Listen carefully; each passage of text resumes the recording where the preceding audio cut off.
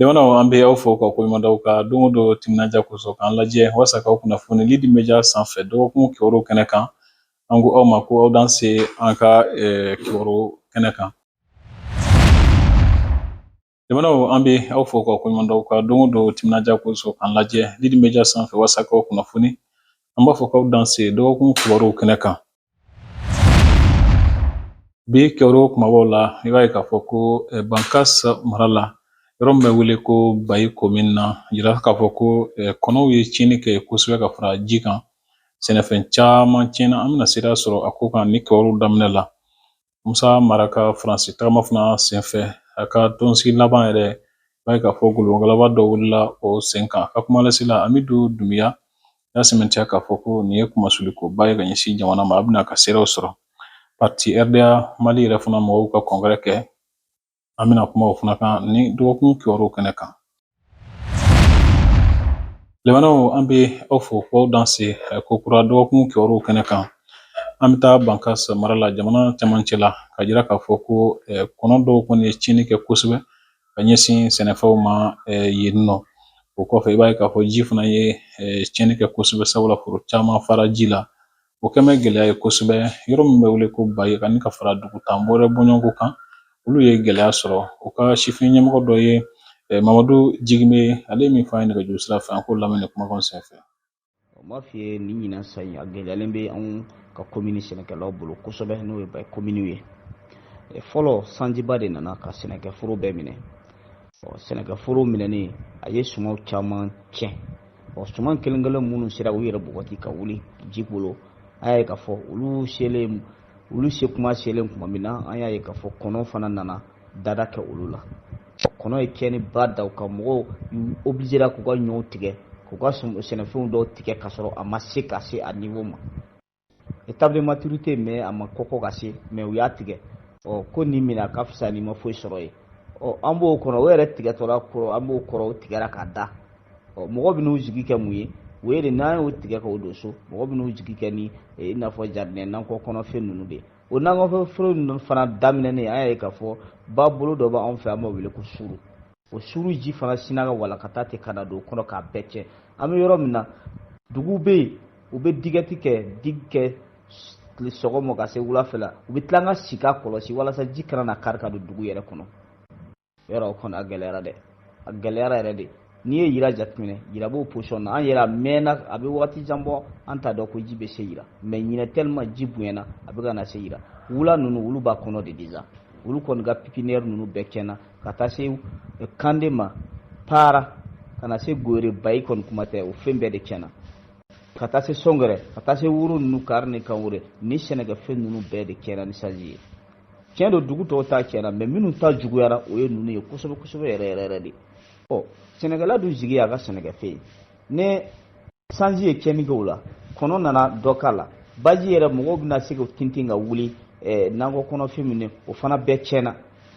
an t'a dɔn an bɛna taa an kobi ka taa an zami o la an bɛna welewelemada de kɛ ka ɲɛsin maa ŋaniya ɲumanw bɛɛ ma gouvernement a n'a dɛmɛbagajɛkulu bɛɛ ma u k'u hakili to nin commune na nin wagati in na commune a bɛ degun kɔnɔ a sɛnɛkɛlaw bɛ degun kɔnɔ an ka balo ye sɛnɛw de ye ne tiɲɛnifɛnw nana o sɛnɛ tiɲɛ an bɛ welewelemada kɛ ka ɲɛsin bɛɛ lajɛlen ma nin yɔrɔnin na o k'an la minnu bɛ se ka hakilina ɲuman d'an ma ji bɛ kunbɛn cogo min na an mago b'olu ka dɛmɛ na minnu yɛrɛ bɛ se ka anw dɛmɛ ni sumansiw ye an mago b'olu la nakɔsiw minnu bɛ se k'an dɛmɛ an mago b'olu la weleweleman don ka ɲɛsin gouvernement a n'a dɛmɛjɛkulu bɛɛ lajɛlen ma nin wagati in na tiɲɛ na Bayi commune sɛnɛkɛlaw u dusukun tɔɔrɔlen don kosɛbɛ ka sababu kɛ tiɲɛnifɛn ninnu ye. Musa Mara ka Faransi taama kuncɛla ni gologalaba dɔw ye ka sababu kɛ tɔnsigi laban min kɛra Faransi Paris bourse de travail la mɔgɔ dɔw y'a ɲini ka tɔnsigi in tiɲɛ u bolo i b'a ye k'a fɔ ko ɲɔgɔn faamuyabɛlɛw kɛra sababu ye ni tɔnsigi yɛrɛ kun cɛra ka sɔrɔ a kun ye tɔnsigi wɛrɛw kɛ minnu ni o y'a to ani malidenw sera ka sigi ka kuma Amidu Dunbiya ni Musa Mara kun don a ye sira min di an ma ni kumakanw senfɛ an k'olu lamɛn. An kun nana Faransi tagama la ka na an ka jamanadenw lahala lajɛ u bɛ cogoya min na donc o hukumu de kɔnɔ an ye foyerw kɛ an ye foyer 4 ɲɔgɔn kɛ ani maliyɛnw ye ɲɔgɔn ye images bɛ yen non ça s'est très bien passé mɔgɔw y'an lamɛn u y'an ka kumaw faamu an yɛrɛ u ka lahala dɔn o kɔfɛ an ye meeting kɛ meeting min yɛrɛ ça fait longtemps an m'a ɲɔgɔn kɛ an y'o kɛ Paris bourse de travail la malien caman bɔra an ye kumana jamana de kan k'an fɛla fɔ k'a lajɛ jamana ko la fɛnɛ an bɛ se ka ɲɔgɔn dɛmɛ cogo min na pour que jamana ka taa ɲɛ nin lajɛ ninnu kɔnɔ foyi ma fɔ jamana ko kɔ o kɔfɛ ani association lambidu olu maaw an n'olu fɛnɛ ye ɲɔgɔn ye u ka assemblée kun bɛ yen u y'a invité an kana an ka kuma association bɛ se ka taa ɲɛ cogo min na o ko kan an y'o o fɛnɛ fɔ vraiment o lahalaw faamuyara kosɛbɛ kosɛbɛ maliyɛn denmisɛnnin minnu bɛ yen olu ye étudiants ye u ka ca ni maa 300 ye n'olu fana ye olu ka activité kun bɛ olu ye an invité on était parmi les invités d'honneur mara yɛrɛ kuma ta kumasi ninnu diyara mɔgɔw ye kosɛbɛ donc an ka tournée ça s'est très bien passé maintenant incident dɔ kɛra kunu min tɛ jamana kunkɔrɔ tan kosɛbɛ an bɛ se k'a fɔ incident don parce que an kun taara vitiri foyer kɔnɔ an kun taara pour que ani maaw ka masala an ka maaw ka lahala dɔn an yɛrɛ yalala ka foyer kɔnɔna lajɛ an ye u ka conditions ye qui étaient des conditions très difficiles an yɛrɛ misimisira kosɛbɛ o kɔfɛ an nana salle kɔnɔ an ye an ka baara daminɛ maa dɔw bɔra kɛnɛma ka na mankan kɛ olu nana mankan kɛ cogoya min na maa dɔw fana tun bɛ salle kɔnɔ olu tun bɛ fɛ meeting ka kɛ donc kumaw yɛlɛyɛlɛla ɲɔgɔn sanfɛ dɔw ko a tɛ kɛ minnu fana tun bɛ fɛ a ka kɛ n'olu ka ca olu ko ninnu ta tɛ fɔ a ye donc a tun bɛna kɛ kɛlɛ ye parce que mɔgɔw bɛ ka ɲɔgɔn sama sama bɔ on ne voulait pas que o image sugu ka di jamana ma donc on a décidé vraiment ka meeting annuler et pour que masiba kana bɔ a la k'a fɔ ko maliyɛnw ye ɲɔgɔn bugɔ anw sababu la o man ɲi donc pour que ka mɔgɔw la séparer policiers nana pour que mɔgɔw ka na se ɲɔgɔn ma ka yɔrɔ dégager on est parti a bɛ maa siran parce que a b'a yira k'a fɔ a tɛ image ɲuman d'an ka jamana ma an ka jamana ye min ye ladiriya don ɲɔgɔn lamɛn jamana de don mɔgɔ ladamunenw ka jamana de don donc ka nin image sugu di ce n'est pas bon mais an y'a fɔ minnu y'a kɛ peut-être u bilila fili la a bɛ se ka kɛ ko wɛrɛ fana b'a kɛrɛfɛ anw tɛ ala ye k'a dɔn mais a t'an bali an bɛ baara min na jamana la an b'a ye puis k'a yira k'a fɔ ko tournée ça s'est bien passé faransikanw y'an accueilli ka ɲɛ kosɛbɛ kosɛbɛ an bɛ dugawu de kɛ ala ka hakili ɲuman di jamanadenw bɛɛ lajɛlen ma k'a fɔ an bɛɛ ye maliyɛn de ye an n'an ka hakilinaw tɛ kelen adamadenyaw bɛ yen somɔgɔya bɛ yen o de ye mali ye an ka ɲɔgɔn minɛ ni problème min kɛra an bɛ se ka caman bɛ an bɛ se ka problème lase u ma mais an ko an t'o si kɛ parce que an kan ka ɲɔgɔn minɛ an kan ka baara kɛ ni ɲɔgɔn ye an tɛ se ka taa ka problème lase maliyɛn dɔ ma donc k'a fɔ dɔrɔn maaw kana inquiéter la tournée s'est bien passée an continuera an ka baara fɛ mara yɛrɛ a kɔfɛ ale tun kan ka taa plateau dɔ kan a taar'o la et puis a continuera ka taa Espagne jamana kan ka taa a ka baaraw continuer ka ɲɛsin gɛlɛyaw ma minnu b'a la dansawalew ma minnu b'a la ka taa ka ɲɛsin adamadenw ka hakɛw ma u kana se ka hakilila fɔ kanabila kɔnɔ ani ka se u ka fara ɲɔgɔn n'o ye association baaraw ni politique baaraw ye ka se olu kɛ kanabila kɔnɔ politique ɲɛmɔgɔ ye hakilila dɔ ta n'o ye opération 3 minutes de pause ye miniti 3 bɔɲɔgɔnko kɔnɔna na ka mankan suma walima ka dugawu dɔw don ka ɲɛsin ni gɛlɛya ninnu kɛlɛli ma a kɛra ntɛnɛn tɛmɛnen nɛgɛ kanɲɛ 11 waati a ko ɲɛmɔgɔ de Dr Mamadu Konate ale ye min fɔ an ye nin kumakan senfɛ an k'olu lamɛn. Bon, an ye opération pause libérale 3 minutes alhamdulillah a ɲuman tɛmɛna nin tun y'a siɲɛ fɔlɔ ye nin ko ɲɔgɔn ka kɛ Mali la mɔgɔ caman tun ɲininkali k'a kɛcogo la en gros bon a ɲɛna quoi bɛɛ y'a kɛ i tacogo la maa caman participera la alhamdulillah bon dɔw ka vidéo ci ma bon a dun ɲini bɛɛ fɛ bɛɛ k'i ka vidéo bila i yɛrɛ ka réseau kan voilà o de ɲininen don mais caman y'a ta ci ne ma fana dɔw y'a kɛ k'u to États-Unis Faransi bon ani yankaw la an ka fɛɛrɛtɔ ɲɛmɔgɔ caman fana yira la i n'a fɔ Modibo Sidibe i n'a fɔ Dr Jawara yɛlɛma président i n'a fɔ Dr Soumare ani Cheikh Oumar Sissoko le grand cinéaste malien olu bɛɛ ye ɲɛna yira k'a la dugawu kɛra awa laɲini kɛra fana ka ɲɛsin n ka famaw ma u ka gɛrɛntɛ bɔ an balimaw kan minnu dalen don ka da u hakilina dili la donc maa k'i hakilina di lafiya kɔnɔ k'a sɔrɔ i ma jɔrɔ bon o kɔni vraiment o de bɛ a to faso yɛrɛ dilan cogo bɛ ɲɛ bon conférence de presse dɔ bɛ labɛn ni ala sɔnna ma an bɛna o don n'o waati da mɔgɔw tulo kan inshallah a kuma bɛ sen na an bɛ a labɛnw na ni ala sɔnna ani kiri bonnakun kan an ka maa minnu bɛ yen olu ka bɔli fana teliya avocat b'an bolo olu bɛ baara la ni ala sɔnna ma ni mun bɔra fana fana bɔ kalama inshallah parti RDA Mali y'u ka tɔnsigiba min wele ko congrès ko baaraw sabati dɔgɔkun laban tɛmɛnen na a kɛra sababu ye n'u ka tɔn ɲɛmɔgɔw sugandi musow ka ɲɛmɔgɔ ani fo ka taa se sifinw ka ɲɛmɔgɔw ma. Ko kun cɛlen kɔfɛ ka bɔ yen nɔ ka tɔn ɲɛmɔgɔ Elhaji Baba Aidara ni bɛɛ lajɛlen b'a wele ko Sandi, ale ye min fɔ an ye nin jaw la an k'olu lajɛ. Congrès kɛra an sogo la, a kɛra hɛrɛ la, mankan ma bɔ a la, kuma ma don a la, kuma jugu ma don a la, a bɛɛ kɛra vraiment fadenya ni teriya la. N bɛ appel min lancer malien moi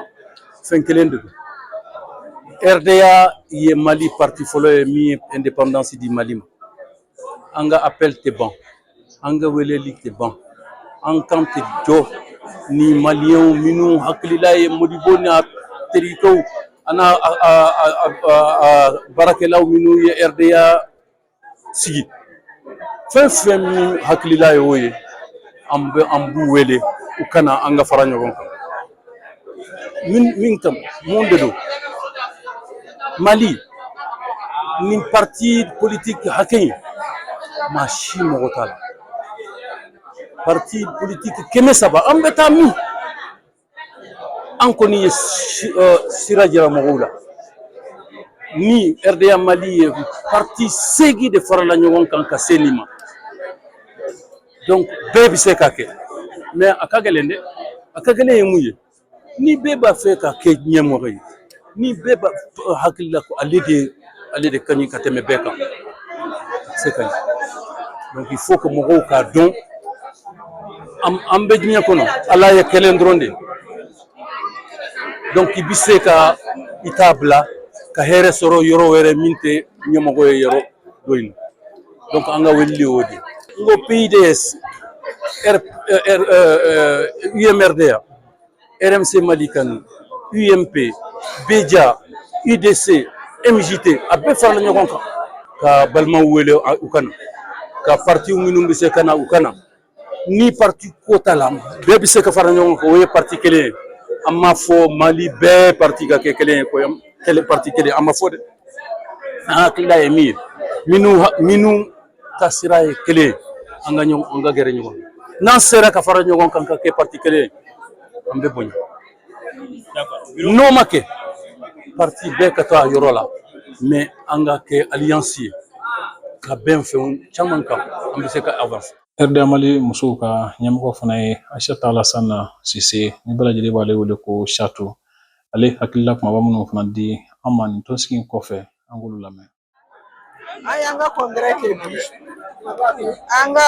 congrès tɛ dɔ wɛrɛ ye fo k'a fɔ ko d'abord fo mɔgɔw k'a dɔn k'a fɔ ko RDA o ye Modibo Keyita ka parti ye, o ye Mamadu Konate ka parti ye. Aw b'a dɔn k'a fɔ fana ko Modibo Keyita o de kɛra sababu ye ka Mali ka indépendance d'a ma. Ni ko Modibo Keyita kelen tɛ a n'a to ɲɔgɔn mɔgɔ kelen tɛ se foyi la. Donc bi in na an ko ko bon Mali bɛ situation min na a bɛ komi Modibo Keyita bɛna pouvoir bila tuma min na yan'a ka pouvoir bila yɛrɛ après l'indépendance min kɛra Mali la o de bɛ ka kɛ bi. An ka faamaw bi olu fana bɛ ka Modibo Keyita de ladege pour que Mali k'a ka hɔrɔnya sɔrɔ, pour que mɔgɔw kana na u sago kɛ an ka sanu, an ka warijɛ, an ka sula, an ka magnésium fɛn fɛn ye an ka richesse ye u kana n'a ta. Il faut que a ka profiter maliyɛnw de ye. Donc an ko ko an ka société projet de société a fɔlɔ ye min ye o ye éducation ye min ye kalan. Aw b'a dɔn k'a fɔ ko Modibo Keyita tile la RDA ka école tun bɛ yen, formation de la jeunesse, et puis mɔgɔkɔrɔbaw minnu ma se ka chance sɔrɔ ka taa école la olu fana tun bɛ kalanso fɛ. Donc an y'o kumaw bɛɛ fɔ an ko ko fo an ka segin o bɛɛ de kan pour que an ka jamana ka taa ɲɛ. Vraiment an kɔni ka kuma la mɔgɔw y'a décidé, congrès y'a décidé k'a fɔ ko an bɛ transition soutenue. Asimi Goyita n'a ka mɔgɔw u bɛ baara min na Ala ka a bɛ fɔ bamanankan na ko Ala ka den bonya la min ka fisa ni ye. Donc an bɛ min ɲini Ala fɛ c'est que olu bɛ ka Modibo Keyita ladege mais Ala ka fanga d'u ma u ka fisaya yɛrɛ u ka baara kɛ cogo la, u ka baara kɛ min ka girin yɛrɛ ni Modibo Keyita ye min fɔ. O kɔfɛ tɔnsigi wɛrɛ fana baaraw tun bɛ senna Bamako yan nɔ ka ɲɛsin sigidalamɔgɔw sen bɛ se ka don lakanako la cogo min na n'a wele ko police de proximité. o tɔnsigi dɔ kɛra Bamako yan nɔ Amata ale ye politique tɔn ye olu ka hakilila sigilen de don a ko ɲɛmɔgɔ ye Badara Alu Sangare an k'ale ka siraw lamɛn ni jaw fɛ. ɲɔgɔn sɔrɔ Bamakɔ yan bi ka lajɛ kɛ ka Bamakɔ fara ɲɔgɔn kan Bamakɔ district bɛɛ lajɛlen cɛ ani muso denmisɛn ani maakɔrɔba mais kɛrɛnkɛrɛnya la denmisɛnninw ani muso olu bilalen don ɲɛfɛ a kɛnɛ in kɔnɔna na sigikafɔ in bɛ an bɛ se ka fara ɲɔgɔn kan cogo min na pour que k'an ka dɛmɛ kɛ k'a ɲɛsin an ka tenitigiw ma u bɛ kɛlɛ min na bi n'o ye banbagaciw kɛlɛ u b'a fɔ tubabukan terrorisme kɛlɛ i b'a dɔn min kɛra Bamako n'a kɛra école de police école de gendarmerie la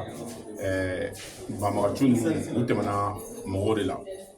mɔgɔ dɔw don u tɛmɛtɔ ye u ma kuma u kan ka kuma u kan ka kunnafoni di jɔn o de laɲini yɛrɛ yɛrɛ an ka laɲini ye min ye population i ye mɔgɔ yeleke dɔ ye i sigalen don mɔgɔ dɔ la a taabolo min diya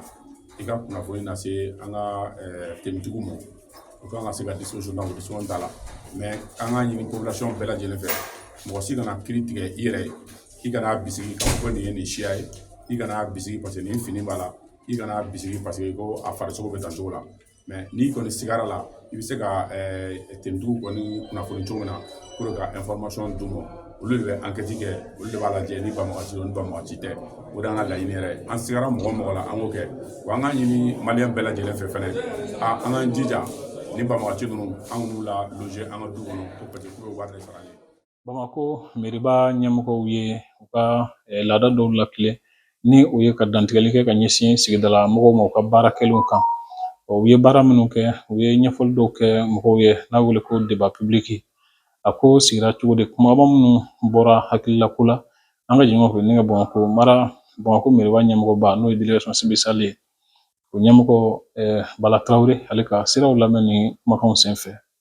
Min y'an se yan bi sariya de y'a wajibiya collectivitéw kan san o san yanni san kura ka daminɛ u ye budget min labɛn san kura kama u ka jama wele k'a fɛsɛfɛsɛ jama k'a lamɛn k'i hakilinata di a la u ɲɛna yɔrɔ min ka ɲi u b'o fɔ n'u ɲɛna yɔrɔ min man ɲi u b'o fɛnɛ fɔ an ka nin budget in an y'a kɛ u b'a wele tubabukan na principe fila de kama fɔlɔ principe du réalisme ani sincérité o kɔrɔ n'i ye budget labɛn a ka kɛ fɛn min bɛ se ka kɛ a kana kɛ kumalankolon ye filanan n'i k'i bɛ min kɛ o ka sɔrɔ i ŋaniya yɛrɛ ye k'i b'a kɛ kan'a kɛ dɔrɔn pour ka jama min ka d'a tulo ye k'o fɔ donc an y'an basé o fila de kan n'i ye budget in lajɛ salon ta ni ɲinɛn ta a jiginna dɔɔni fo ka taa se miliyari 12 la o kɔnɔ la n'i y'a lajɛ recette recouvrement o yɛlɛnna o b'a yira k'a fɔ baara kɛra jama ye min fɔ u ye ɲininkali minnu kɛ ko an ka hakili to yɔrɔ yɔrɔ la an y'a bɛɛ noté an bɛna hakili to a la kuma wɛrɛ tɛ fo ka barikada kɛ jama ye u k'a dɔn an bɛ yan olu de kama an bɛ yan wagati de kama u sago ye min ye ka se k'o kɛ baara min fɔra an ye n'o ye ka Bamako jɛya k'a ɲa ani ka wari baara k'a ɲɛnabɔ ka kɛ ko saniyalen an y'o de kɛ n bɛ jama fo ka barikadaw ye u ye fɛn fɛn fɔ an y'a bɛɛ mɛn u ye fɛn fɛn fɔ an y'a bɛɛ sɛbɛn wa an bɛ tila ka taa ɲɔgɔn ye k'an hakili to a la ka se k'u waleya.